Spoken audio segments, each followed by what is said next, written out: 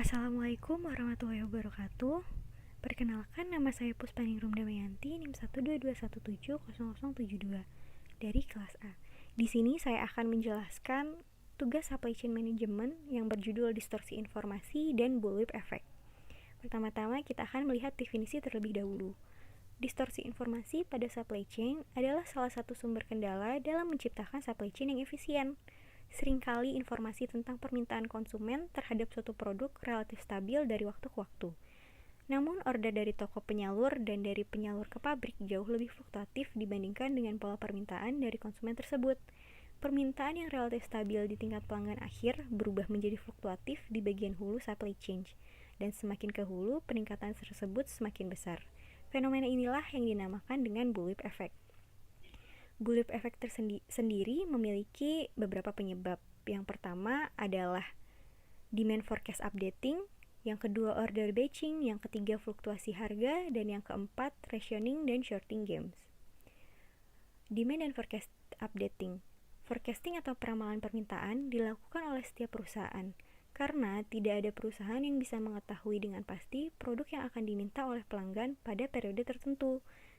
Tingkat akurasi ramalan biasanya meningkat semakin mendekati periode yang akan diramalkan, karena informasi seperti order dari pelanggan, situasi pasar, dan sebagainya menjadi lebih jelas. Untuk mengakomodasi informasi pengetahuan terbaru ke dalam ramalan, setiap saat perusahaan harus melakukan updating terhadap ramalan tersebut. Beberapa studi mengungkapkan bahwa metode ramalan yang digunakan dapat berpengaruh terhadap intensitas dari bullwhip effect. Sebagai contoh, permintaan yang bersifat acak dengan distribusi identik akan memiliki efek yang lebih besar jika retail menggunakan metode peramalan eksponensial smoothing dibanding dengan metode moving average. Lalu ada order batching. Order batching diperlukan karena proses produksi dan pengiriman produk tidak akan ekonomis bila dilakukan dalam ukuran kecil.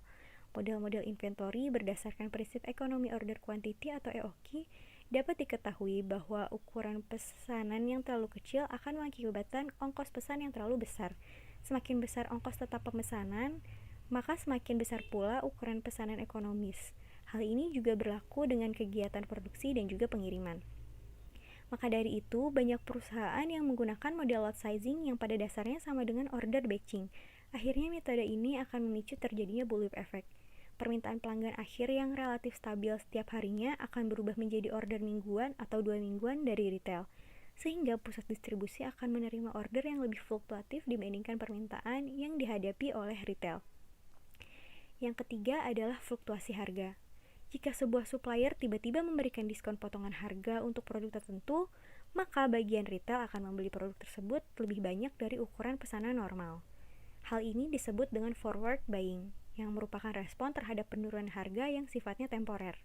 Reaksi yang seperti ini mengakibatkan volume penjualan meningkat melebihi prediksi yang menyebabkan pusat distribusi akan memesan jumlah yang lebih besar ke pabrik. Pabrik juga akan memberikan respon dengan meningkatkan aktivitas produksi. Pada saat peningkatan aktivitas produksi tersebut, mungkin saja pabrik tidak memiliki cukup bahan baku untuk mengantisipasi kelonjakan yang ada, dan akhirnya akan membeli lagi material bahan baku kepada pemasok. Dan yang terjadi saat material akan dikirim ke pabrik, penurunan harga sudah berakhir dan retail maupun toko-toko sudah memiliki stok yang cukup banyak dan mereka akan memesan lagi setelah 2-3 minggu. Akibatnya pabrik akan memiliki stok yang menumpuk dan ongkos produksi yang meningkat akibat peningkatan produksi. Dan yang terakhir adalah rationing dan shorting games. Pada saat permintaan lebih tinggi dibandingkan persediaan, penjual akan melakukan rationing atau pemenuhan sekian persen dari volume permintaan aslinya. Saat retail mengetahui permintaan mereka sering tidak dipenuhi seluruhnya, maka mereka akan berupaya meningkatkan ukuran pemesanan dengan harapan jika terjadi shorting lagi, mereka akan tetap mendapat kuantitas sesuai yang mereka inginkan. Hal ini sering terjadi di waktu adanya potensi peningkatan permintaan seperti saat menjelang hari raya, tahun baru, dan hari besar lainnya. Keadaan kekurangan stok sebenarnya tidak terjadi terlalu sering dan tidak mudah untuk diprediksi kapan akan terjadi. Akibatnya, seringkali pada saat persediaan sebenarnya masih cukup, pelanggan tetap mengubah ukuran pesanannya dan hal ini merusak informasi pada supply chain.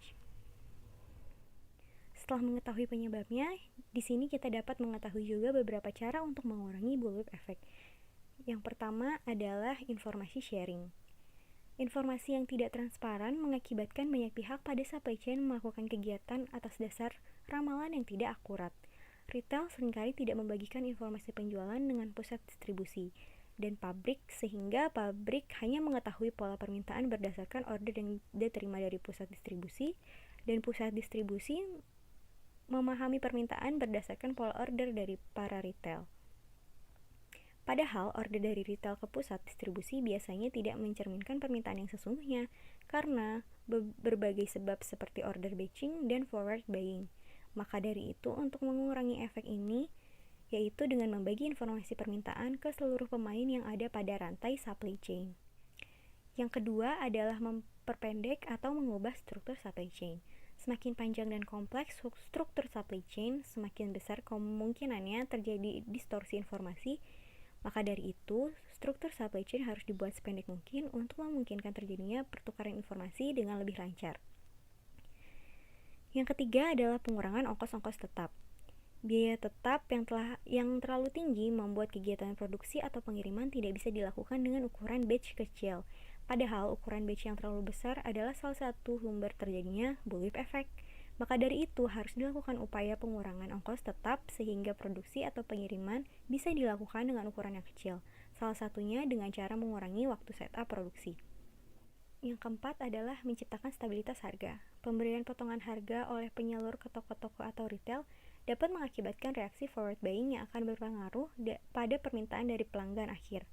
Untuk menghindarinya, maka frekuensi dan intensitas kegiatan promosi parsial seperti ini harus dikurangi dan diganti menjadi pengurangan harga secara kontinu, di mana apabila penurunan harga dilakukan, semua pihak pada supply chain harus mengetahui program tersebut dengan baik sehingga tidak keliru dan menaksir permintaan yang sesungguhnya.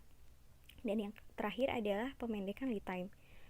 Lead time memiliki peran penting dalam menciptakan amplifikasi permintaan, sehingga bullwhip effect bisa diperkecil dengan pemendekan lead time. Lead time dapat diperpendek dengan mengubah struktur supply chain, mengubah metode transportasi, dan dengan cara inovatif seperti cross-docking. Mengukur bullwhip effect. Ukuran bullwhip effect di suatu eselon supply chain sebagai perbandingan antara koefisien variansi dari order yang diciptakan dengan koefisien variansi dari permintaan yang diterima oleh eselon yang bersangkutan. Dengan rumus BE sama dengan CV order dibagi CV demand. Di sini kita memiliki contoh sebuah retailer yang mencatat data penjualan harian suatu produk kecantikan selama 10 hari terakhir. Data order ke distribusi untuk produk tersebut juga dicatat dalam periode yang sama, seperti tabel berikut. Perhitungannya yang pertama adalah kita harus menghitung koefisien variansi penjualan, di mana di sini didapatkan nilai 5,174 dibagi 21,1 sama dengan 0,245. Lalu kita menghitung koefisien variansi order yang menghasilkan nilai 1,431. Dan terakhir kita akan menghitung amplifikasi permintaan atau bullwhip dengan cara membagi koefisien variansi order dengan koefisien variansi penjualan yang menghasilkan nilai 5,841.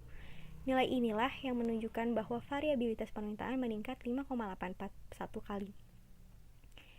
Dan yang terakhir adalah beer game. Salah satu cara untuk memahami bullwhip effect ini adalah dengan melakukan permainan beer game. Beer game ini akan merepresentasikan kegiatan produksi dari logistik bir. Produksi dilakukan oleh sebuah pabrik dan distribusinya dilakukan melalui distributor, wholesale, dan retail. Terdapat 5 langkah dalam beer game. Yang pertama yaitu menerima kiriman, persediaan bertambah, dan menunjukkan inventory in transit suatu periode. Pabrik melakukan work in process satu periode. Yang kedua, melihat incoming orders dan mengirim sebanyak yang diminta. Jika permintaan lebih banyak dari inventory, kirim sebanyak stok yang tersedia. Ketiga, mencatat inventory atau backlog pada record sheet. Backlog adalah akumulasi kekurangan yang harus dipenuhi. Yang keempat yaitu mengajukan order satu periode. Pabrik mengambil bahan baku sebanyak yang tertulis di produk request. Dan yang terakhir adalah menentukan besarnya pesanan dan catatan dalam record sheet. Selama permainan, tidak diperbolehkan adanya perundingan antar pemain. Keputusan pesanan tidak boleh dikomunikasikan dengan peserta lain. Setelah permainan selesai, semua pemain harus menjumlahkan persediaan maupun backlog untuk seluruh periode. Untuk menghitung total cost pemain, kita dapat menggunakan rumus total inventory dikali 0,5 dolar ditambah total backlog dikali 1 dolar. Dan yang akan menjadi pemenang adalah pemain yang memiliki total cost terendah. Berikut adalah contoh record sheet. Secara umum, Beer Game menunjukkan perlunya berbagi informasi dan koordinasi pada seluruh lapisan supply chain. Permainan ini juga menyadarkan para pemain bahwa kemampuan bersaing di pasar tidak ditentukan oleh satu pemain, tapi semua yang berperan dalam supply chain. Sekian penjelasan yang dapat saya berikan tentang distorsi informasi dan bullwhip effect. Semoga materi ini dapat bermanfaat. Mohon maaf apabila terdapat salah kata. Wassalamualaikum warahmatullahi wabarakatuh.